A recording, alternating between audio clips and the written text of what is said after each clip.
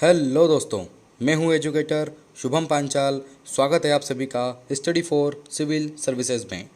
हिंदी माध्यम हेतु विशेष रूप से यूपीएससी की प्रारंभिक परीक्षा में विगत वर्ष सन 1995 से लेकर 2018 तक पूछे गए सभी विषयों का यहां पर नया प्रोग्राम शुरू किया गया है, जिसके अंतर्गत आज हम प्राचीन भारत से संबंधित कुछ क्वेश्चंस को देखेंगे जो सन 1995 से लेकर 2018 तक यूपीएससी की प्रारंभिक परीक्षा में पूछे गए हैं। तो चलिए वीडियो को शुरू करते हैं। वीडियो को शुरू करने के पूर्व मैं आप सभी को बताना चाहूँगा, स्टडी फॉर सिविल सर्विसेज के द्वारा कुछ पेड ग्रुप्स तथा पेड कोर्सेज चलाए जा रहे हैं जो यूपीएससी एवं अदर स्टेट पीसीएस के साथ यूपीपीसीएस, एमपीपीएससी, बीपीएससी तथा साथ ही प्री एवं मेंस के लिए आप हमसे जुड़ सकते हैं। साथ ही आज ही आप हमारा टेलीग्राम ग्रुप को भी आप फ्री में ज्वाइन कर सकते हैं। तो बने रहिए स्टडी फॉर सिविल सर्विस के साथ। तो चलिए शुरू करते हैं। क्वेश्चन नंबर 1 को देखते हैं। हिंद भारत की जनता के संदर्भ में हिंदू शब्द का प्रथम बार प्रयोग किया गया। देखिए, जो हिंद भारत की जनता के संदर्भ में हिंदू शब्द का प्रथम बार किसने किया था, ऐसा क्वेश्चन आया था। यूनानियों ने नहीं, रोमवासियों ने बिल्कुल नहीं, चीनियों ने नहीं, अरबों ने, यस ध्यान रखिएगा अरबों ने यहाँ पर किया था। ध्यान रखिएगा हिंद भारत की जनता के संदर्भ में हिंदू शब्द का प्रथम बार अरबों ने किया था। देखिए, अरबों की जो खासियत होती है मैं आपको बताना चाहता हूँ कि जो अरबी लोग होते हैं वो स को ह बोलते हैं। ध्यान रखिएगा स को ह बोलते हैं, इसलिए उन्होंने सिंधु के नाम पर हिंदू का प्रयोग किया था। ध्यान रखिएगा सिंधु के नाम पर उन्होंने हिंदू शब्द का प्रयोग किया था। तो ध्यान रखिएगा यहाँ पर राइट आंसर है अरबों ने। नेक्स्ट क्वेश्चन की ओर बढ़ेंगे। निम्नलिखित में कौन सी ब्रह्मवादिनी थी जिसने कुछ वेद मंत्रों की रचना की थी? लोपामुद्रा, गार्गी, लीलावती या सावित्री? तो देखिए, जो वैदिक ऋचाएँ हैं, जिन्होंने जो विदुषी क्या बोल सकते हैं स्त्रियाँ हैं, उन्होंने वेद मंत्रों की रचना की थी, तो इसमें है वो लोपामुद्रा। तो ध्यान रखिएगा लोपामुद्रा क्या है यहाँ पर राइट आंसर है। मैं थोड़ी सी और जानकारी आपको देना चाहूँगा। लोपामुद्रा हो गया, घोषा, सिक्ता, विश्ववारा, अपाला और निवावरी। ध्यान रखिएगा ये जितनी विदुषी स्त्रियों ने वेद मंत्र की रचना यहाँ पर की है। तो ध्यान रखिएगा यहाँ पर पूछा गया था ब्रह्मवादिनी की इसमें रचना लोपामुद्रा। नेक्स्ट क्वेश्चन की बात करेंगे। सूची 1 और सूची 2 को सम्मिलित कीजिए। विक्रम संवत 3012 ईसा पूर्व, शक संवत 320 ईसा पूर्व, गुप्त संवत 78 ईस्वी, काली संवत 58 ईस्वी। देखिए, कई बार यूपीएससी की प्रारंभिक परीक्षा में कालक्रम बहुत ज़्यादा इंपॉर्टेंट है। आपको प्राचीन भारत से लेकर मध्य भारत से लेकर आधुनिक भारत तक के आपको पूर्ण कालक्रम याद होना चाहिए वंश के अकॉर्डिंग। तो ध्यान रखिएगा इसका राइट आंसर है विक्रम संवत का 58 ईसा पूर्व, 4 शक संवत का 78 ईसा पूर्व, 3 गुप्त संवत का 320 ईसा पूर्व और काली संवत का 3012 ईसा पूर्व। तो ध्यान रखिएगा सूची 1 और सूची 2 को सम्मिलित कीजिएगा। तो राइट आंसर इसका 4, 3, 2, 1। नेक्स्ट क्वेश्चन की बात करेंगे।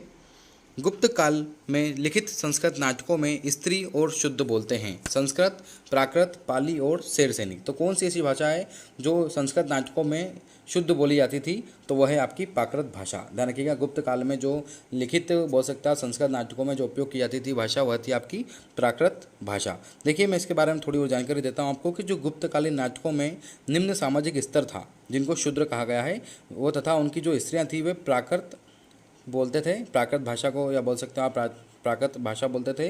साथ में जो उच्च सामाजिक स्तर के लोग होते थे वो क्या बोलते थे? संस्कृत बोलते थे। मतलब हाई लेवल जो बोल सकते हैं भाषा थी उस समय संस्कृत थी, और जो लो लेवल भाषा थी उस समय प्राकृत भाषा थी। तो ध्यान रखिएगा राइट आंसर है इसका प्राकृत भाषा। नेक्स्ट क्वेश्चन की ओर बढ़ेंगे।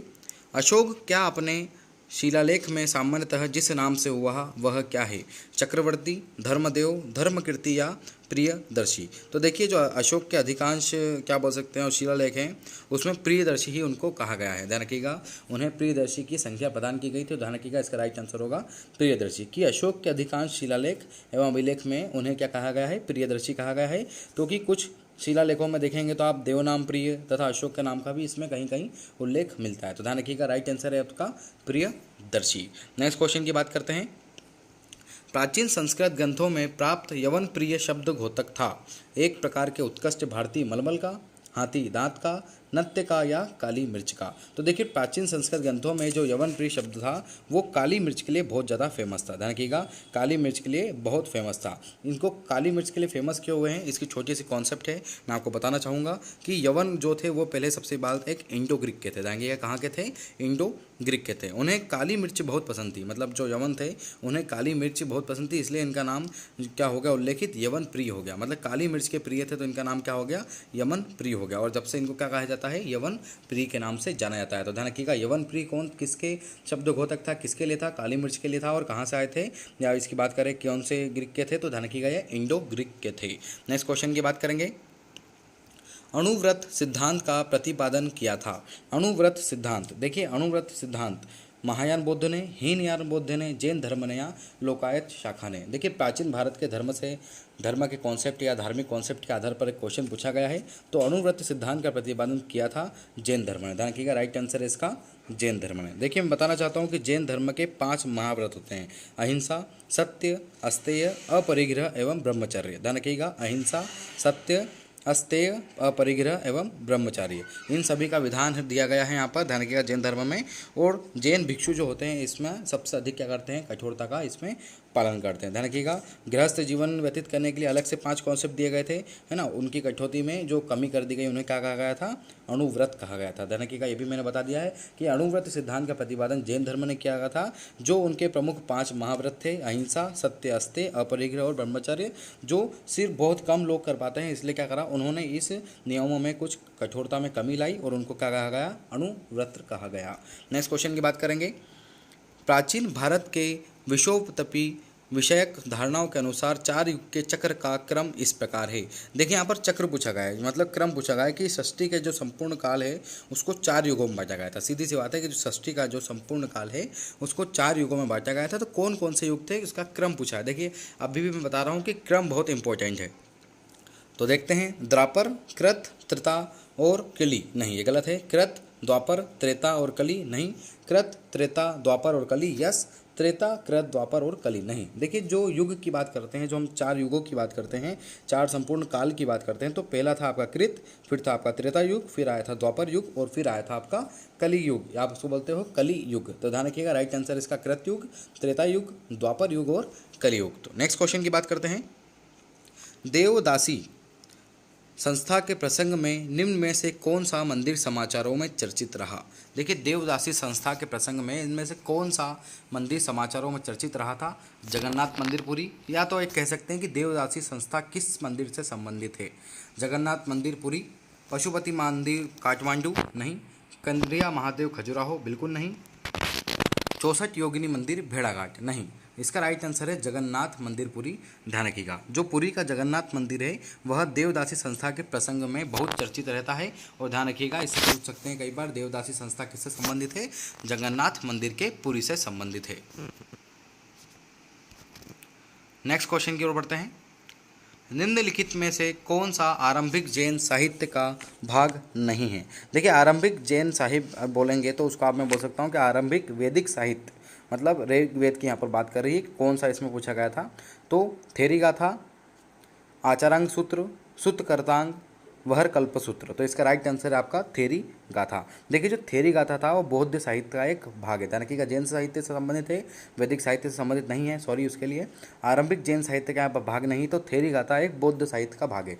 देखिए आचारांग सूत्र जैन संबंधित है, सूत्रकर्तांक भी जैन से संबंधित है और वरह कल्पसूत्र भी जैन से संबंधित है, परंतु थेरी गाथा यहाँ पर एक बौद्ध साहित्य का एक भाग है, जैन साहित्य का बिल्कुल भाग नहीं है। ध्यान रखिएगा, आचारांग सूत्र बताया मैंने, सूत्रकृतांग बताया, वृहत कल्पसूत्र बताया, ये सभी जैन साहित्य के भाग है, परंतु थेरी गाथा एक बौद्ध साहित्य का भाग है, इसलिए राइट आंसर होगा थेरी गाथा। नेक्स्ट क्वेश्चन की ओर बढ़ते हैं, आरंभिक वैदिक साहित्य में सर्वाधिक वर्णित नदी कौन सी है।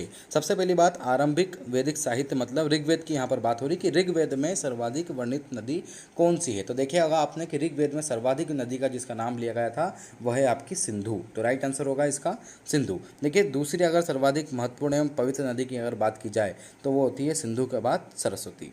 और अगर ऋग्वेद की ही थोड़ी सी नदियों की बात हो रही है तो उसके बारे में आपको जानकारी देना चाहूँगा कि सबसे सर्वाधिक यदि कोई सी नदी की बात हुई है तो वह है आपकी सिंधु नदी। दूसरी सर्वाधिक महत्वपूर्ण जो पूज्यनी नदी थी वह थी आपकी सरस्वती नदी, और गंगा नदी का एक बार नाम लिया गया है और तथा यमुना नदी का 3 बार नाम लिया गया था। तो ध्यान रखिएगा, आरंभिक वैदिक साहित्य में सर्वाधिक वर्णित नदी कौन सी है, आपकी सिंधु नदी है। नेक्स्ट क्वेश्चन की बात करेंगे, निम्नलिखित में से कौन से तत्व बौद्ध धर्म और जैन धर्म दोनों के समान रूप में थे।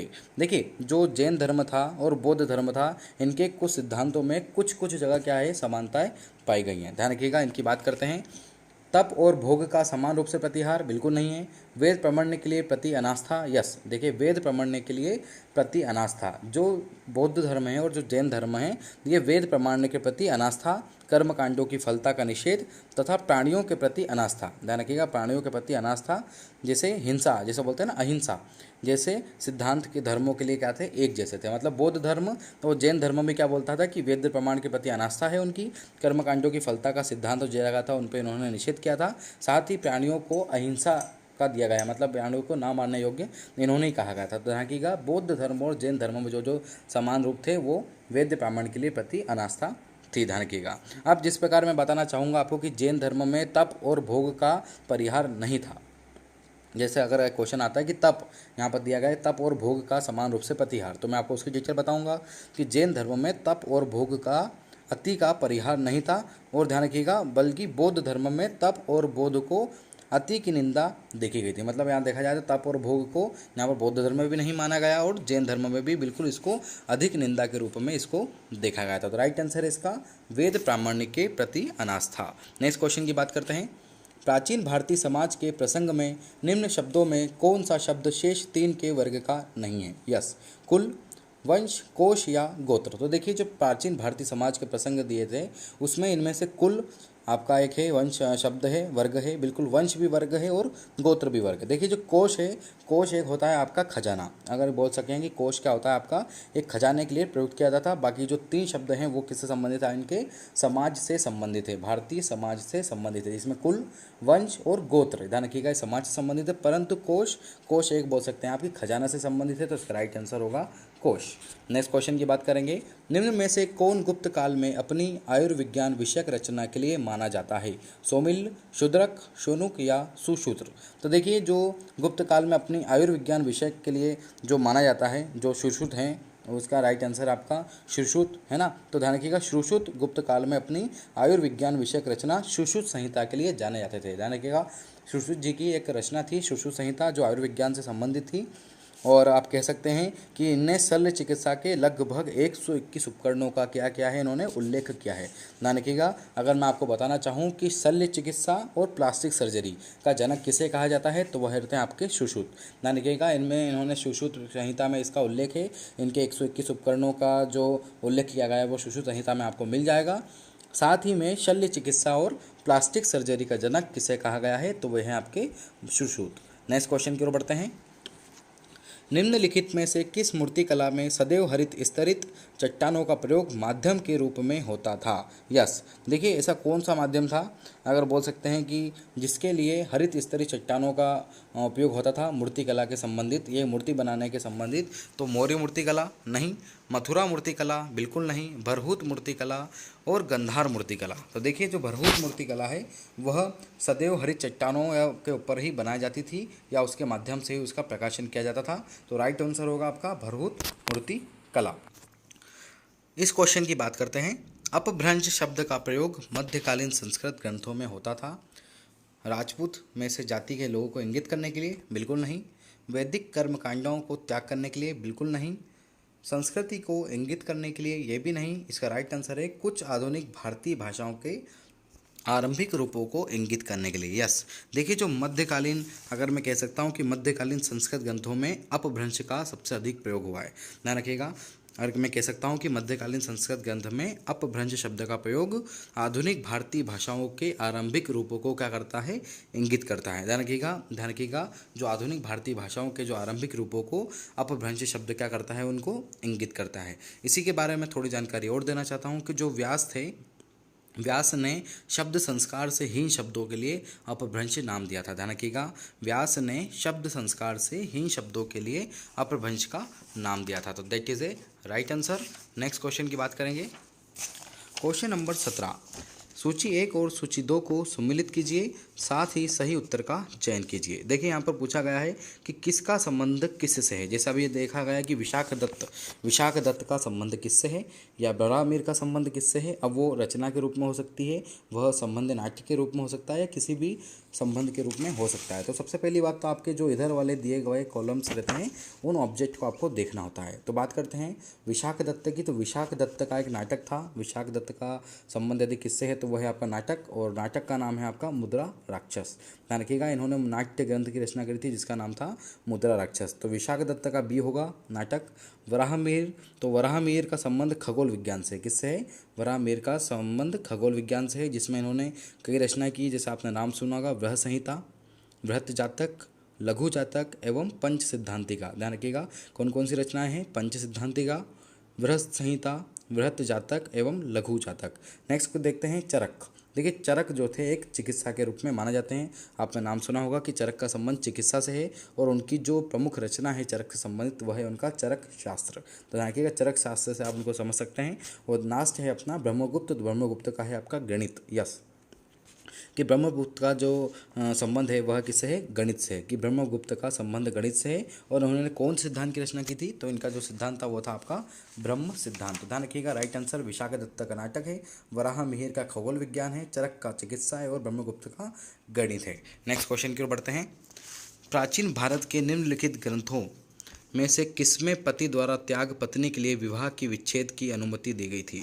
देखिए जो आप बोल सकते हैं कि अर्थशास्त्र में जो विवाह विच्छेद की अनुमति दी गई थी उसके बारे में यहाँ पर क्वेश्चन पूछा गया है। जो अर्थशास्त्र के रचयिता कौन है? कौटिल्य हैं। तो राइट आंसर क्या होगा इसका? अर्थशास्त्र। देखिए जो अर्थशास्त्र है इसमें पति द्वारा परित्यक्य पत्नी के विवाह की विच्छेद की अनुमति दी गई थी। मतलब पति द्वारा छोड़ी गई जो पत्नी है उसके विवाह की यहाँ पर अनुमति दी गई थी। ध्यान रखिएगा यह बात कौटिल्य के अर्थशास्त्र में लिखी हुई है। ध्यान रखिएगा यह कौटिल्य के द्वारा जो अर्थशास्त्र लिखा है, या आप बोल सकते हो जो राजनीति शास्त्र की जो पुस्तक लिखी गई है उसमें विवाह विच्छेद के लिए अर्थशास्त्र में उसका जो टॉपिक का नाम दे रखा है वह दे रखा है मोक्ष। जो शब्द का नाम दे रखा है वह है आपका मोक्ष। तो ध्यान रखिएगा विवाह विच्छेद के लिए अर्थशास्त्र में मोक्ष शब्द का सबसे पहले प्रयोग किया गया था। तो दैट इज राइट आंसर अर्थशास्त्र। ध्यान रखिएगा। क्या नेक्स्ट क्वेश्चन की ओर बात करेंगे।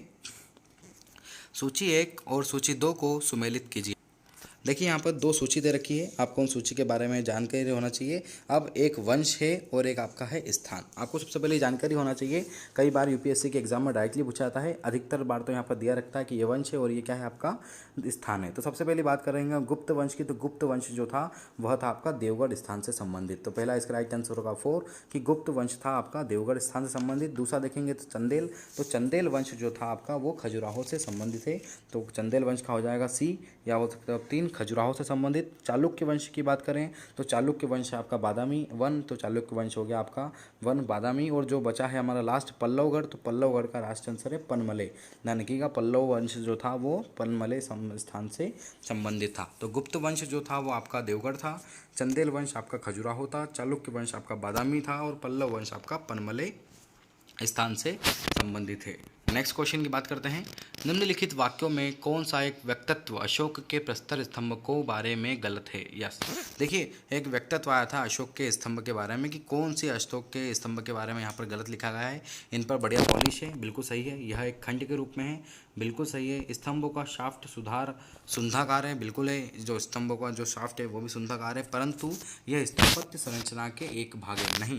देखिए जो स्थापत्य यहाँ पर बात हो रही है कि स्थापत्य संरचना के बिल्कुल यहाँ पर भाग नहीं है। तो ध्यान रखिएगा इसके बारे में थोड़ी सी मैं आपको जानकारी दूंगा इस क्वेश्चन के बारे में कि जो अशोक के पाषाण स्तंभ थे जो धम्म के प्रचार के लिए निर्मित किए गए थे वे स्थापत्य कला के बिल्कुल नहीं थे। ध्यान रखिएगा अभी भी मैं बार बार रिपीट कर रहा हूँ, अशोक के पाषाण स्तंभ धर्म के प्रचार के लिए जो निर्मित किए गए थे वे स्थापत्य का भाग नहीं थे। तो that is a right answer. Next question की ओर बढ़ते हैं। प्राचीन भारत में निम्नलिखित में कौन सी एक लिपि दाएं से बाएं ओर लेके जाती थी? ब्रह्मी लिपि, खरोष्ठी लिपि, देवनागरी लिपि या शारदा लिपि? तो देखिए प्राचीन भारत में जो लिपि दाएं से बाएं लिखी जाती थी उसका नाम है खरोष्ठी लिपि। तो ध्यान रखिएगा खरोष्ठी लिपि यहाँ पर बिल्कुल सही है। और अगर मैं बोलूँ कि खरोष्ठी लिपि को सबसे पहले क्या बोल सकते हो किसने पढ़ा, तो आपने पढ़ा होगा जेम्स प्रिंसेस। सन 1799 से 1840 के समय काल में इंडो ग्रीक द्विभाषा सिक्कों की सहायता से इसको पढ़ा गया था खरोष्ठी लिपि को। ध्यान रखिएगा 1799 से 1840 के काल में जेम्स प्रिंसेस द्वारा। और जो अशोक के अभिलेख हैं इनके जो पढ़ने में खरोष्ठी लिपि का उपयोग हुआ है। आप देख सकते हैं कि अशोक के अभिलेख पूरे खरोष्ठी लिपि में मिलेंगे। साथ में जो ये बोल सकता हूँ कि मैं जो अशोक के अभिलेख हैं वे एशिया उपमहाद्वीप के उत्तर पश्चिम में स्थित है। देखिएगा किस महाद्वीप में स्थित है, एशिया उपमहाद्वीप के उत्तर पश्चिम में स्थित है। और खरोष्ठी लिपि कैसी लिखी जाती है, तो अभी मैंने आपको बताई थी कि दाईं से बाईं ओर लिखी जाती है, और जो बाकी हम नॉर्मल जो लिपि लिखते हैं वो बाईं से दाईं ओर लिखते हैं। और ध्यान रखिएगा, बस इतना ही मैं आपको बताना चाहूँगा इस क्वेश्चन में कि प्राचीन भारत से निम्नलिखित में कौन सी एक लिपि दाएं से बाएं ओर लेके जाती थी, वह था आपका खरोष्ठी लिपि या लिखी जाती थी। नेक्स्ट क्वेश्चन, नचिकेता और यम के बीच सुप्रसिद्ध संवाद उल्लिखित है। देखिए नचिकेता और यम दानकिका के बीच जो सुप्रसिद्ध बोल सकते हो, यम किसको कहा गया है, सबसे पहले बात करेंगे यम कहा गया है मृत्यु के देवता को। कि जो कठोपनिषद है दानकिका कठोपनिषद में नचिकेता और यमराज मृत्यु के देवता के बीच यहाँ पर संवाद दिया गया है। और अगर मैं नचिकेता की बात करूँ तो नचिकेता शिष्य थे और यमराज क्या थे उस समय गुरु थे। ध्यान रखिएगा, तो इसमें कौन सा उपनिषद है, तो मैंने अभी बताया आपको कठोपनिषद। रखिएगा कठोपनिषद में नचिकेता और यम के बीच सुप्रसिद्ध संवाद उल्लिखित किया गया है, जिसमें यहाँ पर नचिकेता शिष्य हैं और यमराज क्या हैं, गुरु हैं। यमराज मृत्यु के देवता कहे जाते हैं। नेक्स्ट क्वेश्चन की ओर बढ़ते हैं। मिलिंद पन्हों द्वारा राजा मिलिंद और किस बौद्ध भिक्षु के मध्य संवाद के रूप में स्थित है। देखिए जो मिलिंद पन्हों में इंडो ग्रीक राजा मिलिंद की जो बात कही गई है, जिनको आपने नाम सुना होगा, इनका दूसरा नाम मिनांडर, और बौद्ध भिक्षु नागसेन के बारे में यहाँ पर संवाद दिया गया है। तो कहाँ दिया गया है अभी मैंने बताया है, तो नागसेन में। ध्यान रखिएगा नागसेन, मिलिंद पन्हों राजा मिलिंद और किस बौद्ध भिक्षु के मध्य संवाद दिया गया था, तो वह दिया गया था नागसेन के बिंदु। तो जो मिलिंद पन्हों ने इंडो ग्रीक राजा थे, जिनको मिलिंद का नाम मिनांडर के नाम से आप जानते हैं, वो बौद्ध भिक्षु नागसेन के संवाद में दिया गया था। रखिएगा नागसेन कौन थे, एक बौद्ध भिक्षु थे, और इन्होंने पाली भाषा में इनका ग्रंथ लिखा है। ध्यान रखिएगा पाली भाषा में इन्होंने क्या लिखा है, ग्रंथ भी लिखा है। तो मिलिंद पन्हों राजा मिलिंद, जिनका दूसरा नाम मिनांडर था, और इनके बीच किसके बीच संवाद था, तो वह था आपका नागसेन। नागसेन कौन थे, बौद्ध भिक्षु थे। ध्यान रखिएगा बौद्ध भिक्षु थे नागसेन। तो राइट आंसर है इसका नागसेन। नेक्स्ट क्वेश्चन, निम्नलिखित में से किस एक राज्य देश में अशोक के व्यक्तिगत नाम का उल्लेख मिलता है। देखिए ऐसा कौन सा राज्य देश था जिसमें अशोक के व्यक्तिगत उल्लेख या व्यक्तिगत नाम का उल्लेख मिलता है, तो आप सभी को ज्ञात होगा कलिंग राज्य देश, नहीं कालसी राज्य देश, बिल्कुल नहीं मास्की। यस, देखिए जो मास्की बोल सकते हो आपकी, मास्की हो गया, गुजरा हो गया, नेत्रु हो गया, और एक और था आपका उड़े गोलम हो गया। इनमें क्या मिलता है, अशोक के व्यक्तिगत नाम का उल्लेख मिलता है। ध्यान रखिएगा अशोक के व्यक्तिगत क्या बोल सकते हो आप, नाम का उल्लेख मिलता है। कौन कौन से बताया मैंने, मास्की हो गया, गुर्जरा हो गया, नेत्तुर हो गया और उड़े गोलम हो गया। एक आपने सुना होगा कि रुद्रदामन का जूनागढ़ अभिलेख, यह भी बहुत प्रसिद्ध है, अपने अशोक के अभिलेखों में एक प्रसिद्ध है कि रुद्रदामन का जो जूनागढ़ अभिलेख है उसमें भी अशोक के नाम का उल्लेख किया गया है। तो ध्यान रखिएगा बिल्कुल कि मास्की उल्लेख, मास्की जो हमारा बोल सकते हैं कि अभिलेख था, उसमें अशोक के नाम का बिल्कुल उल्लेख किया गया है। नेक्स्ट क्वेश्चन की ओर बढ़ते हैं। महायान बौद्ध धर्म में बोधिसत्व अवलोकितेश्वर किस अन्य नाम से जाने जाते थे। तो देखिए जो मैं बोल सकता हूँ कि वज्रपाणी के नाम से, मंजूश्री के नाम से, पद्म प्राणी के नाम से या मैत्रेय के नाम से। तो मैं आपको अभी बताना चाहता हूँ कि अवलोकेश्वर जो थे वो बोधिसत्व थे, अर्थात कह सकते हैं कि जो बौद्धों की करुणा के साकार रूप में कहे गए थे। इनका बहुत फेमस हुए थे उस समय कि बौद्धों की करुणा के साकार रूप में। और मैं आपको बताना चाहूँगा किस शाखा के थे, तो ध्यान रखिएगा एक महायान शाखा के अंतर्गत आते हैं। संस्कृत में अवलोकितेश्वर को पद्मपाणि अथवा लोकेश्वर के रूप में भी इंगित किया गया है। देखिए जो पद्मपाणि होता है वह होता है कमल को धारण करने वाला। ध्यान रखिएगा पद्मपाणि कौन होता है, कमल को धारण करने वाला। और जो लोकेश्वर होता है वो होता है आपका विश्व का स्वामी। तो ध्यान रखिएगा जो अवलोकेश्वर है इसका अगर बोलेंगे तो आप किस में दिया गया है, पद्म प्राणी में दिया गया है। नेक्स्ट क्वेश्चन की बात करेंगे। गुप्त शासकों द्वारा जारी किए गए चांदी के सिक्के कहलाते थे रूपक, दिनार, कड़छायन या पन। तो देखिए गुप्त शासकों द्वारा जो चांदी के सिक्के दिए गए थे वे कहलाते थे आपके रूपक। क्या कहलाते थे, आपके रूपक कहलाते थे। ये लगभग अगर मैं बताऊं इसका जो ग्रेन का साइज़ था वो था 32.36, मतलब 32.36 ग्रेन के ये सिक्के हुआ करते थे। और सबसे पहले अगर बात करें कि गुप्त शासकों में ये सिक्कों का प्रचलन किसने किया था, तो वे थे आपके राजा चंद्रगुप्त। कौन थे, आपके राजा चंद्रगुप्त थे जिन्होंने सिक्के चलाए थे। कह सकते हैं कि आप दिनार सोने के सिक्के, कर्षापण, चांदी तथा तांबे के गुप्त पूर्व एवं पर्ण का सिक्के यहाँ पर उस समय चला करते थे। तो ध्यान रखिएगा रूपक, रूपक अगर यहाँ पर आए तो ध्यान रखिएगा कि गुप्त शासकों द्वारा किए गए चांदी के जो सिक्के थे वो क्या कहलाते थे, आपके रूपक कहलाते थे। और ध्यान रखिएगा किसके समय काल में, चंद्रगुप्त द्वितीय के समय काल में इनको शुरू किया गया था। नेक्स्ट क्वेश्चन की बात करते हैं। सूची 1 और सूची 2 को सम्मिलित कीजिए। देखिए अब सूची 1 और सूची 2 में सबसे पहले आपको ये देखना है कि इसके राइट साइड जो ऑब्जेक्ट हैं, इन ऑब्जेक्टों में आखिरकार पूछा क्या गया है। जैसे बृहत संहिता लिखा है, मत्स्य कटिकम लिखा है, प्रबंध चिंतामणि लिखा है, तो आपको देखते समझ में आ जाए कि ये ग्रंथ हैं और ये क्या हो सकते हैं, लेखक हो सकते हैं। तो प्राचीन भारत के जितने भी ग्रंथ एवं लेखक हैं उनकी जानकारी आपको होना चाहिए। तो वराह मिहिर, देखिए वराह मिहिर एक ग्रंथकार भी हैं, एक लेखक भी हैं। तो इनका जो ग्रंथ था, बोल सकते हैं इनका जो ग्रंथ था वह था आपका बृहत संहिता। तो दैट इज़ राइट आंसर, बृहत संहिता। विशाख दत्त की अगर मैं बात करूं तो विशाख दत्त का था आपका डी देवी चंद्रगुप्तम। ध्यान रखिएगा विशाख दत्त ने कौन सा ग्रंथ लिखा था, देवी चंद्रगुप्तम लिखा था। शूद्रक की अगर बात की जाए तो शूद्रक का था आपका मत्स्य कटिकम या मत्स्य कटिक। ध्यान रखिएगा मत्स्य कटिकम ही है वो। शूद्रक का था आपका मत्स्य कटिकम और विल्हण का था आपका लास्ट वाला विक्रमांक देव चरित्रम। ध्यान रखिएगा विक्रमांक देव चरित्रम। तो विल्हण का जो लास्ट था वह था आपका विक्रमांक देव चरित्रम। तो that is a right answer. Next question की ओर बात करेंगे। निम्नलिखित में से कौन सा प्राचीन भारत में व्यापारियों का निगम था। मणिग्राम, चतुर्वेदी मंगलम, परिषद, अष्टदिग्गज। तो देखिए जो प्राचीन भारत में व्यापारियों का निगम था वह था आपका मणिग्राम। अगर मैं कहूँ कि चालुक्य शासकों ने जो दक्षिण भारतीय व्यापारियों का एक गिल्ड प्रदान की थी तो वह हुई थी आपकी मणिग्राम से शुरू। तो रखिएगा जो गिल्ड प्रदान की थी वह हुई थी आपकी मणिग्राम से शुरू। नेक्स्ट क्वेश्चन की ओर देखते हैं। पुलकेशन प्रथम बादामी शिलालेख शक 465 का दिनांक गीत है। यदि विक्रम संवत में दिनांक करना हो तो इसका वर्ष क्या होगा। देखिए जो पुलकेशियन प्रथम का समयकाल यहाँ पूछा गया है कि जो यदि आपको बादामी अभिलेख इन्होंने जो लिखा था यदि उसका इनको आपको क्या करना है, चेंज करना है। तो पुलकेशियन द्वितीय का आप इससे चेंज करेंगे तो देखिए जो शक संवत था वो था आपका 78 ईसा पूर्व से चालू हुआ था और जो विक्रम संवत था वो हुआ था लगभग आपके 58 ईसा पूर्व से शुरू हुआ था। ध्यान रखिएगा शक संवत और 58 जो है आपका, जब क्या बोल सकते हो आप उसको, 58 क्या था हमारा एक संवत था आपका जो विक्रम संवत था, उस संवत को आप जोड़ दीजिए शक संवत और आप बोल सकते हो कि विक्रम संवत को आप जोड़ दीजिए। साथ में जो यहाँ पर दे रखा है दिनांक वर्ष 465, तो ये टोटल हो जाएंगे 465 प्लस 78 प्लस 58 इक्वल टू 601। तो ध्यान रखिएगा 601 विक्रम संवत में यहाँ पर दिया गया था। तो लास्ट राइट आंसर इसका 601 विक्रम संवत। यदि अगर पूछा गया है कि पुलकेशियन प्रथम बादामी शिलालेख शक वर्ष में 465 का दिनांक गीत है तो विक्रम संवत में कितना होगा। तो शक वंश कहाँ से शुरू हुआ था, 78 ईसा से शुरू हुआ था। विक्रम वंश कहाँ से शुरू हुआ था, 58 ईसा पूर्व से शुरू हुआ था। तो विक्रम वंश और शक वंश को जोड़ दिया गया और साथ में 465 का दिनांक भी जोड़ दिया गया। तो कितना निकला हमारा टोटल 601। तो राइट आंसर होगा इसका 601 ईसा या 601 विक्रम संवत। Next question. यूनानी कुषाण एवं शब्दों में से कई ने हिंदू धर्म के स्थान पर बौद्ध को अपनाया क्योंकि बौद्ध धर्म का उस समय बहुत प्रभुत्व था, बिल्कुल नहीं। जाति प्रथा से अभिभूत हिंदू धर्म की ओर आकर्षित, बिल्कुल नहीं हुए। यस, युद्ध एवं हिंसा की नीति का परित्याग कर दिया, गलत बात। इसका राइट आंसर है आपका जाति प्रथा से अभिभूत हिंदू धर्म की ओर आकर्षित नहीं हुए।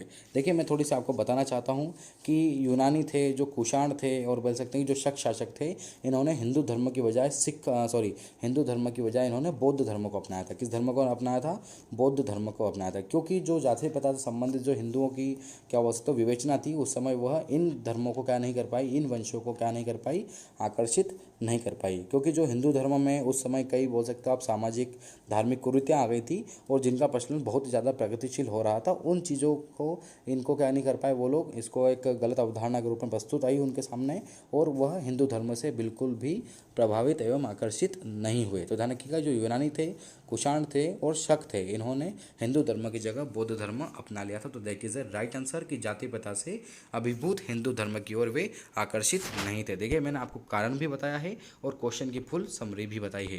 नेक्स्ट क्वेश्चन की बात करेंगे। अशोक के जो प्रमुख शिलालेख संगम राज्य के विषय में हमें बताते हैं उनमें सम्मिलित है।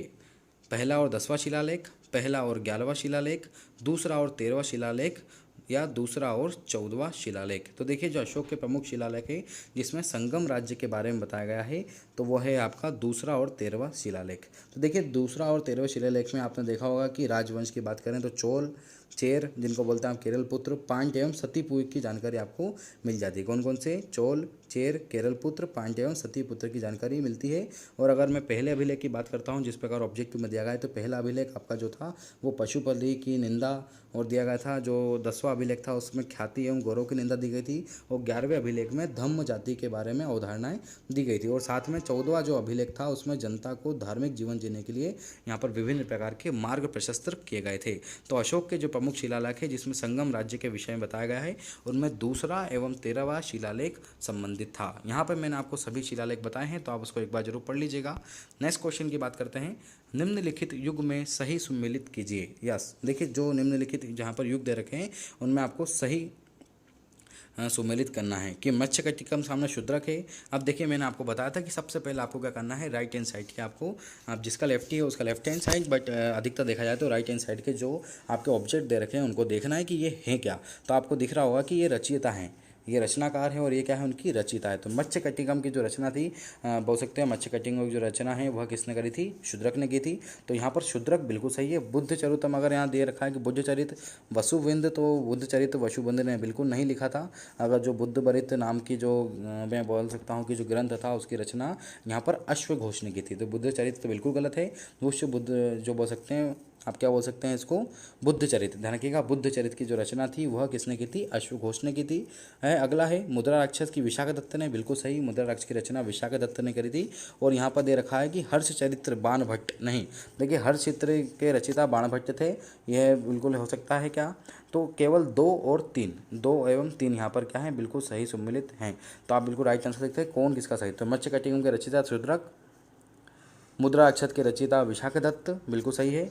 हर्ष चरित्र के रचिता बाणभट्ट, परंतु बुद्ध चरित्र नामक ग्रंथ की रचना अश्वघोष ने की थी। तो ध्यान रखिएगा इसका राइट आंसर है आपका बुद्ध चरित्र की रचना किसने की थी? अश्वघोष ने की थी। ये केवल 2 और 3 नहीं है, इसका राइट आंसर सिर्फ केवल 2 है। तो ध्यान रखिएगा। नेक्स्ट क्वेश्चन के बढ़ते हैं। भारत में निम्नलिखित के आने का सही कालक्रम क्या है? सोने के सिक्के पहले आए थे, कि आहत मुद्रा चांदी के सिक्के आए थे, या लोहे का हल पहले आया था, या नगर संस्कृति पहले आया था? देखिए कालक्रम एमपी बोल सकते हो आपकी यूपीएससी की प्रारंभिक परीक्षा में बहुत ही ज़्यादा निर्भर करता है कि कालक्रम कई बार पूछा जा सकता है। तो सबसे पहले जो संस्कृति आई थी वह नगर संस्कृति आई थी। नगर संस्कृति की बात करेंगे तो आप उसके बाद आई थी हमारी बोल सकते हैं कि लोहे का हल आया था।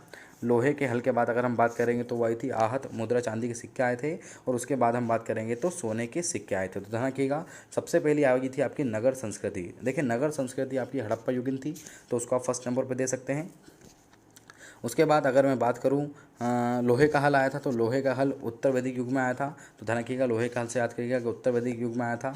इसके बाद आई थी आपकी आहत मुद्रा चांदी के सिक्के। तो आहत मुद्रा चांदी के सिक्के बुद्ध युग में चाहे गए थे। ध्यान रखिएगा बुद्ध के युद्ध की बात हो रही है यहाँ पर। और जो सोने के सिक्के थे वह थे आपके मौर्यतर युग में, अर्थात हड़प्पा युग, उत्तर वैदिक युग और बौद्ध युग एवं मौर्यतर युग यहाँ की यहाँ पर बात कहेगी। तो कालक्रम मैंने आपको बताया गया है 4, 3, 2, 1, that is a right answer. Next question की बात करेंगे। निम्नलिखित युग्मों में से कौन सा सही सुमेलित है? देखिए जो इनमें से युग्म दे रखे हैं उन युग्मों से कौन कौन से सही सुमेलित है, कि यहाँ पर दे रखा है कि सुमेलन दे रखा है कि आपको देखना है कि कौन सा क्षेत्र सही है और कौन सा क्षेत्र बिल्कुल गलत है। देखिए लोथल प्राचीन गोदी क्षेत्र था, बिल्कुल। देखिए जो लोथल था वह प्राचीन गोदी क्षेत्र था, बिल्कुल यह सही है। सारनाथ का बुद्ध का प्रथम उपदेश था, तो आप सभी को ज्ञात होगा कि बुद्ध का प्रथम जो धर्म के लिए उपदेश दिया गया था वह था आपका सारनाथ का उपदेश, यह भी सही है। राजगीर अशोक का सिंह स्तंभ शीर्ष है, ये गलत है। देखिए अशोक का जो सिंह स्तंभ है वह है आपका सारनाथ में। कहाँ पर है आपका? सारनाथ में। तो अशोक का जो सिंह स्तंभ है वह है आपका सारनाथ। ध्यान रखिए अशोक चिन्ह कई लोगों को पसंद है, बिल्कुल। यूपीएससी की तैयारी करने वाले जो लीडर्स होते हैं, एस्पिरेंट्स होते हैं, खासकर अशोक की बात की जा सकती है उनसे। तो राजगीर जो है अशोक का सिंह स्तंभ शीर्ष नहीं था, यह है इसकी जगह सारनाथ, तो ये इसका गलत है। और बात करते हैं लास्ट की, तो नालंदा बौद्ध अभिगम का महान पीठ। यस, देखिए नालंदा भी बौद्ध अभिगम का महान पीठ है। तो राइट आंसर इसका है लोथल प्राचीन गोदी क्षेत्र है, बिल्कुल सही। सारनाथ बुद्ध का प्रथम उपदेश दिया गया था, बिल्कुल सही है। नालंदा बौद्ध अभिगम का महान पीठ है, ये भी सही है। परंतु राजगीर की जगह यहाँ पर आएगा सारनाथ, कि सारनाथ में अशोक का सिंह स्तंभ शीर्ष आपको देखने को मिल सकता है। तो राइट आंसर है इसके। नेक्स्ट क्वेश्चन की बात करते हैं। निम्नलिखित प्राचीन भारतीय अभिलेखों में कौन से खाद्यान्न को देश में संकट काल के समय सुरक्षित रखने के बारे में प्राचीनतम साहित्य हैं? देखिए, जो अगर मैं बोलूँ कि आप कह सकते हैं कि अशोक के मैं कहूँ कि सोहगोरा एवं महास्थान अभिलेखों से पता चलता है कि जो उस समय अकाल आया था, उस अकाल में एक बात कही गई थी कि आपको किसकी चीज़ का आपको रखना है। तो यहाँ पर पूछा गया था कि ऐसा कौन सा पत्र है या कौन सा ऐसा बोल सकते हो कि किस अभिलेख में ऐसी चीज़ दी गई थी कि संकट काल में किसी खाद्यान्न विषय वस्तु या किसी खाद्यान्न चीज़ को क्या रखना था, सुरक्षित रखना था, ऐसा प्राचीनतम शाही आदेश दिया गया था। तो ध्यान रखिएगा, प्राचीनतम भारतीय अभिलेख ऐसा कौन सा है, तो वह है आपका सोहगोरा का ताम्रपत्र। ध्यान रखिएगा, जो सोहगोरा का जो ताम्रपत्र था अशोक का सोहगोरा और महास्थान का अभिलेख से पता चलता था कि अकाल के संकट के समय राज्य कोषागार से क्या दिया जाता था, इनको अन्न वितरित किया जा रहा था। तो राज्य जो कोषागार था उसमें प्राचीनतम जो इनका कह सकते थे कि एक बोल सकते हो कि कोषागार, जिसमें क्या करता था, अनाज को ये लोग इकट्ठा करके रखते थे, तो संकट काल में उसका उपयोग किया गया था। ऐसा वर्णन दिया गया है सोहगोरा के ताम्रपत्र में। नेक्स्ट क्वेश्चन की बात करेंगे। अष्टांग मार्ग की संकल्पना अंग है दीपवंश की विषय वस्तु का, धर्मचक्र प्रवर्तन सूत्र की विषय वस्तु का, महापरिनिर्वाण का या दिव्य वेदांत का। तो देखिए, जो अष्टांग मार्ग है, सबसे पहले अष्टांग मार्ग किससे संबंधित है? अष्टांग मार्ग, तो अष्टांग मार्ग आपके बुद्ध से संबंधित है या बौद्धिक धर्म से संबंधित है। तो बुद्ध ने जो संस्कारिक दुखों से मुक्ति के लिए अष्टांगिक मार्ग की अवधारणा दी गई थी, उसके बारे में यहाँ पर क्वेश्चन पूछे गए। तो उसमें धर्म चक्र प्रवर्तन सूत्र की विषय वस्तु का एक अंग के रूप में यहाँ पर दिया गया। ध्यान रखिएगा, इन्होंने अष्टांगिक मार्ग की संकल्पना की थी और ध्यान रखिएगा, इन्होंने भगवान से मिलने या बोल सकता हूँ कि जिस पर अगर आप ये इन धर्म चक्र परिवर्तन पर चलेंगे तो आपको पक्का निर्वाण की प्राप्ति यहाँ पर निश्चित है। तो ध्यान रखिएगा, अष्टांग मार्ग की संकल्पना बुद्ध धर्म से है और धर्म चक्र प्रवर्तन सूत्र की विषय वस्तु के ऊपर आधारित है। नेक्स्ट क्वेश्चन की बात करते हैं। ईसा की 3री शताब्दी में जबकि हूण आक्रमण से रोमन साम्राज्य समाप्त हो गया, भारतीय व्यापारी अधिकारित निर्भर हो गए थे। देखिए, अफ्रीकी व्यापार पर, पश्चिमी यूरोपीय व्यापार पर, दक्षिण पूर्वी एशियाई व्यापार पर या मध्य पूर्वी व्यापार पर। तो द राइट आंसर है इसका दक्षिण पूर्वी एशियाई व्यापार पर। देखिए, अगर मैं आपको इसके बारे में थोड़ी जानकारी देना चाहता हूँ कि जो ईसा की 3री शताब्दी में जब हूणों का आक्रमण से रोमन साम्राज्य बिल्कुल समाप्त हो गया था। ध्यान रखिएगा, रोमन साम्राज्य किससे समाप्त हो गया था? तो हूणों का जो आक्रमण हुआ था जो ईसा की 3री शताब्दी में हुआ था, तब उसमें क्या हुआ था, तो दक्षिण भारतीय व्यापार तो जो हमारा था, जो दक्षिणतम भारत में बोल सकते हैं प्रायद्वीप भारत में जो व्यापारी थे, उन्होंने क्या किया था, एशियाई व्यापार पर ये लोग क्या हो गए थे, धीरे धीरे उस पर निर्भर हो गए थे। देख सकते हैं आपके दक्षिणी पूर्वी एशियाई व्यापार पर क्या हो गए थे, ये लोग निर्भर हो गए थे। नेक्स्ट क्वेश्चन की बात करते हैं। निम्नलिखित व्यक्ति भारत में किसी न किसी समय आए थे। यस, यहाँ पर पूछा गया है कि किसके काल में कौन से व्यक्ति आए थे या कौन पहले आया था। तो सबसे पहली बात करते हैं मेगस्थनीज। देखिए, मेगस्थनीज सबसे पहले आए थे, और किसके समय काल में आए थे मैं बताना चाहता हूँ आपको। कई बार यूपीएससी के एग्जाम्स में पूछे जा सकते हैं, तो समय काल आपको याद होना चाहिए। मेगस्थनीज आए थे आपके चंद्रगुप्त मौर्य के शासनकाल में। मेगस्थनीज किसके शासनकाल में आए थे? चंद्रगुप्त मौर्य के शासनकाल में आए थे। दूसरा आए थे आपके फाहियान। देखिए, जो फाहियान थे, फाहियान एक बोल सकते हो आपकी चंद्रगुप्त विक्रमादित्य के समय काल में आए थे। तो चंद्रगुप्त विक्रमादित्य बाद में आए थे, तो फाहियान इसका दूसरा हो सकता है। अगर तीसरे की बात करें तो वे थे आपके हैंसोंग। देखिए, हैंसोंग हर्षवर्धन के काल में आए थे, ऐसे समय काल आपको याद होना चाहिए। और चौथा है आपका इत्सिंग। इत्सिंग आए थे आपकी 7वीं सदी में। देखिए, जो हर्षवर्धन का जो काल था उसके बाद जो आए थे वे थे आपके इत्सिंग।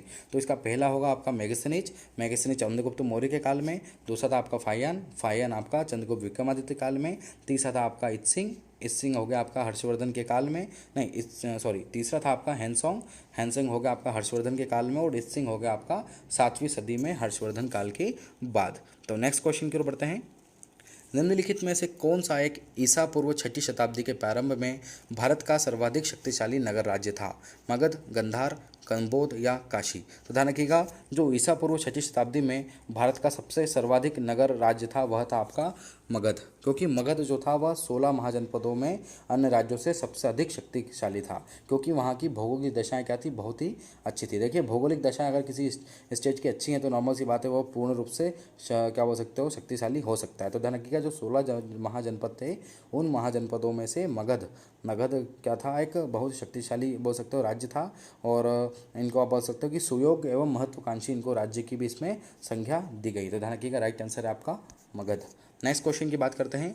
ईशापुर को 2री शताब्दी के प्रारंभ में उत्तरी अफगानिस्तान में स्थापित भारत यूनानी राज्य था। बैक्ट्रिया, सेठिया, ग्रेसिया या आर्या? तो देखिए, इसका राइट आंसर आपका बैक्ट्रिया।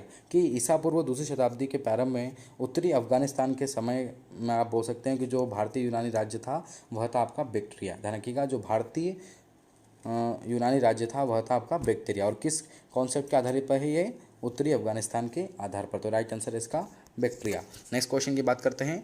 आर्य शब्द इंगित करता है भाषा समूह को, नरे जाति समूह को, श्रेष्ठ वंश को, यायावरी जन को। तो देखिए आर्य शब्द आपका इंगित करता है भाषा समूह को। कि आर्य शब्द सबसे पहली बात तो भाषा समूह का एक व्यंजक है। और आर्यों की जो भाषा अगर देखी जाए तो संस्कृत थी, जो भारतीय बोल सकते हैं आप, जो भारोपी भाषा परिवार का एक हिस्सा है। ध्यान रखिएगा, आर्य समाज की जो संस्कृत भाषा है वह भारोपी भाषा का एक हिस्सा है।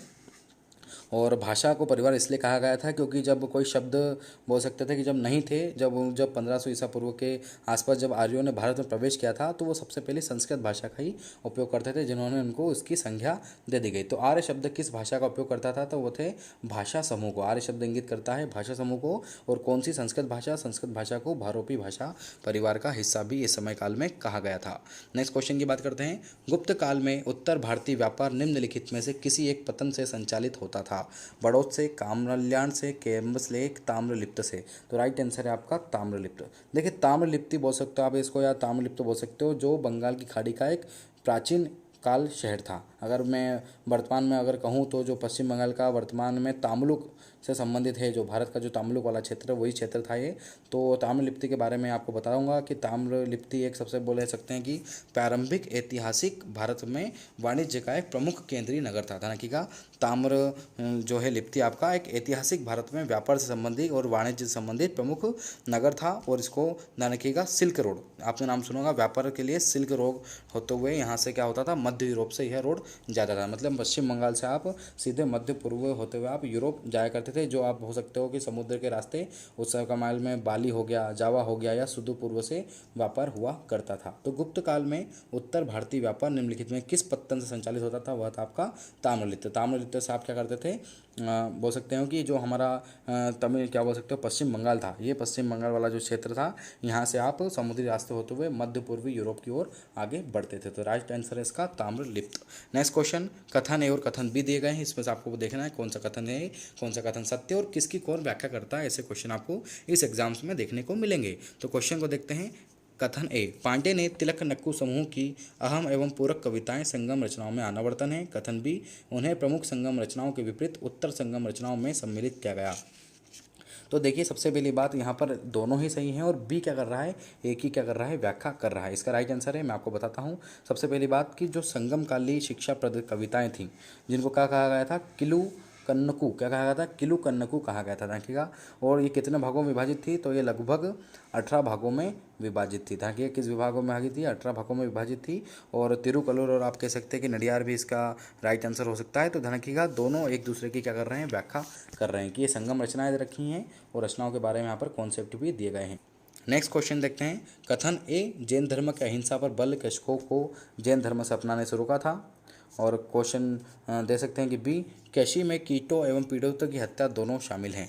तो ध्यान रखिएगा, ए और बी दोनों समय बिल्कुल सही है और बी ए की व्याख्या बिल्कुल करता है। ध्यान रखिएगा, क्योंकि अत्यधिक अहिंसा ने कृषकों को जैन धर्म अपनाने से रोक दिया था। ध्यान रखिएगा, उन पर इतनी अहिंसा हो रही थी कि वे जैन धर्म अपनाने को विवश हो रहे, मतलब क्या बोलते हैं, अपनाने को विवश नहीं हो पाए। मतलब बोल सकते हैं कि हिसाब से कि जो अहिंसा हुई थी, मतलब इन किसानों में जो अहिंसा हुई थी, या एक डर पैदा कर दिया गया था कि आपको जैन धर्म में आपको क्या होना है, जुड़ना नहीं, अर्थात जैन धर्म को आपको शामिल नहीं करना है।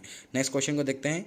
कथन ए, कथन बी, प्राचीन भारत में सामंती व्यवस्था का बोध सैनिक अभियानों में देखा जा सकता है। बिल्कुल, गुप्त काल में सामंती व्यवस्था का पर्याप्त विस्तार हुआ है। देखिए ए भी सही है, यहाँ पर बी भी सही है, परंतु ए बी की व्याख्या बिल्कुल भी नहीं करता है। क्योंकि देखिए जो प्राचीन भारत में राजाओं आए थे, विश्व रूप से अगर विशेष रूप से अगर देखे जाए तो मौर्य काल के बाद, जिसमें अगर कहा गया था कि भूमि स्वामित्व ब्राह्मणों के पास था, विद्वानों के पास था, धार्मिक संस्थानों के देवी देवताओं के द्वारा क्या कर दिया गया था, उनकी पूजा पाठ शुरू कर दी गई थी। साथ ही में इनका स्थान इनको देना शुरू कर दिए गए थे। साथ ही में अगर कह सकते हैं कि सैन्य अभियान को भी यहाँ पर शुरू कर दिया गया था, या सैन्य अभियान में भी यहाँ पर हलचल क्या हो गई थी, उसके समय विस्तार हो गया था। तो कह सकते हैं कि गुप्त काल में जो सामंतवाद का विस्तार हुआ, उन सामंतों में इसके पूर्ण रूप से इनका क्या बोल सकते हो कि अधिकार परीक्षा नहीं थी। तो कह सकते हैं कि आप जो व्यापारी थे, जो शिल्पकार थे, जो शिल्पियों थे, उन्होंने संघ एवं सामुदायिक संस्थाओं के साथ सत्ता में भागीदार उनको बनाया गया, परंतु गुप्त काल में सामंती व्यवस्था का पर्याप्त विस्तार हुआ है, बिल्कुल विस्तार हुआ, परंतु इसकी व्याख्या सामंती व्यवस्था के अबोध सैनिक अभियानों में देखने को नहीं मिली है। तो ध्यान रखिएगा, ए बी से संबंधित है, परंतु ए का व्याख्या बी बिल्कुल सही नहीं है। नेक्स्ट क्वेश्चन की बात करेंगे, भारत में प्रथम बार सैनिक शासन व्यवहार कब लाया गया। देखिए, जिस प्रकार राष्ट्रपति शासन होता है उसी प्रकार किसी समय काल में सैनिक शासन व्यवहार लाया गया था। तो आर्टिकल क्वेश्चन नंबर 46, भारत में प्रथम बार सैनिक शासन व्यवहार किसके द्वारा लाया गया था। तो ग्रीक द्वारा, सिखों द्वारा, और बोल सकते हैं यूनानियों द्वारा या मुगलों द्वारा। तो इसका राइट आंसर है ग्रीकों द्वारा, कि भारत में प्रथम बार सैनिक शासन ग्रीक अर्थात यूनानियों द्वारा लाया गया था। किसके द्वारा लाया गया था, ग्रीकों यूनानियों द्वारा व्यवहार में लाया गया था। और मैं बताना चाहता हूँ किसका अंतर्गत रखा था, तो ये सिकंदर के समयकाल की बात है कि सिकंदर ने अपने द्वारा जीते हुए जो प्रदेश थे उन्होंने सैनिक अधिकारों की जो श्रेणी है, जो सैनिक अधिकारों का जो कॉन्सेप्ट है वो इसमें लागू किया था। तो ध्यान रखिएगा, सिकंदर के समयकाल की बात है और राइट आंसर है इसमें ग्रीकों द्वारा। नेक्स्ट क्वेश्चन देख लेते हैं, भारत में प्रथम बार सैनिक शासन व्यवहार लाया गया था। अभी देखा 47 क्वेश्चन, कथन है अशोक ने कलिंग को मौर्य साम्राज्य में जोड़ लिया।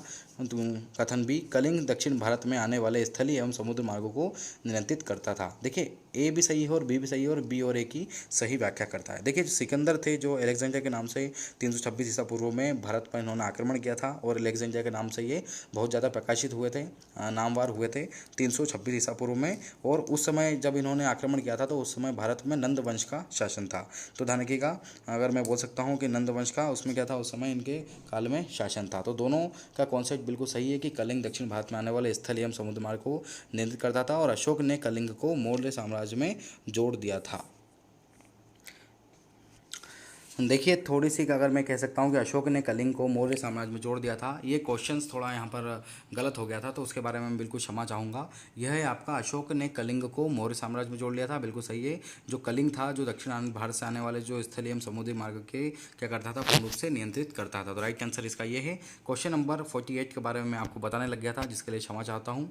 सिकंदर के हमले के समय उत्तर भारत पर निम्नलिखित राजवंशों ने किस एक का शासन था, नंद वंश का, मौर्य वंश का, शुंग वंश का या कर्ण वंश का। तो इसका राइट आंसर है नंद वंश का। देखिए, जो सिकंदर के नाम से प्रसिद्ध हुए थे वो थे आपके अलेक्जेंडर 326 ईसा पूर्व में, और इन्होंने भारत पर क्या किया था, आक्रमण किया था। उस समय किसका शासन था भारत में, उस समय भारत में नंद वंश का शासन था। अगर तिथि के अनुसार बात की जाए तो नंद वंश आया, फिर मौर्य वंश आया, फिर शुंग वंश आया था और कर्ण वंश आया था। तो मैंने आपको ये भी बता दिया है और उस गलती के लिए मैं क्षमा प्रार्थी हूँ।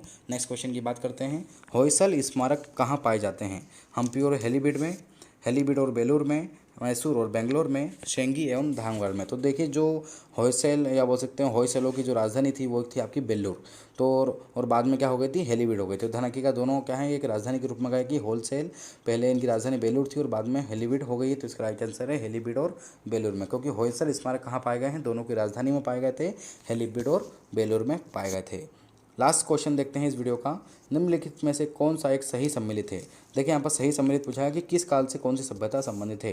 तो चित्रित धूसर मध्य भांड से कौन सी सभ्यता संबंधित है। तो अगर मैं कह सकता हूँ कि इसमें कौन सा सही सम्मिलित है, सबसे पहले बात करेंगे हड़प्पा सभ्यता, कि हड़प्पा सभ्यता से चित्रित धूसर मध्य भांड बिल्कुल नहीं है।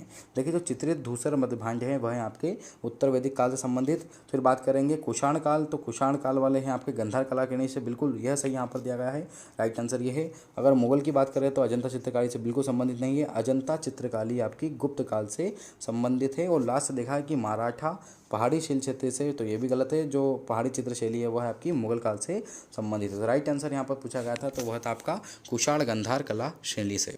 तो ये थे प्राचीन भारत के संबंधित टॉपिक से कुछ क्वेश्चंस। तो बने रहिए स्टडी फॉर सिविल सर्विस के साथ। जय हिंद, वंदे मातरम।